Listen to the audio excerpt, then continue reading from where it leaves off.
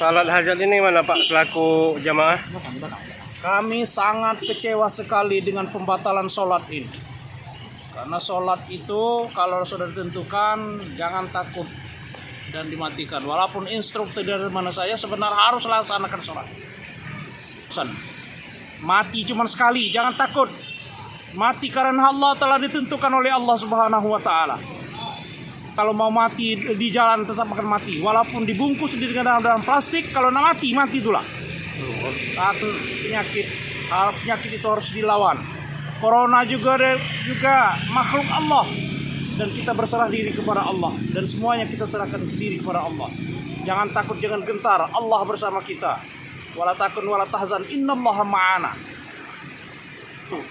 Jadi sangat kecewa sekali kami sebagai masyarakat di sini di sekitar. Saya mewakili jamaah bahwa hari ini dibatalkan sholat ini. Sudah siap bagi-bagi kan? Masyarakat sudah siap, sudah ramai-ramai untuk datang sini, tetapi dibatalkan. Siapa yang membatalkan kami tidak tahu.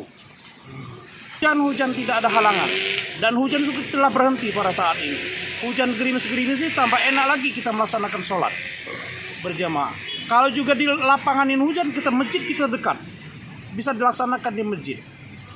Ada situ. Jadi sangat kecewa lah dengan masalah. Sangat kecewa sekali dengan pembatalan ini. Pembatalan ini hanya pagi ini, bukan kalau sore kemarin dan bukan sebelumnya. Nah itu. Agak mendadak lah ya. Dengan mendadak seperti ini. Kecewa sekali kita dengan bangsa ini, dengan sebagai umat yang beragama Islam ini takut dengan mati. Masjid mau dikosongkan dan sholat Jumat juga tidak boleh lagi dengan segala macam. Kenapa mau takut itu? Kita berserah diri kepada Allah. Hendaknya masjid itu jangan tinggal lagi pada saat ini. Harus kita ramaikan dimanapun. Kita terhindar dari semua penyakit kalau kita melaksanakan wudhu. Makanya kita wudhu itu jangan ditinggalkan.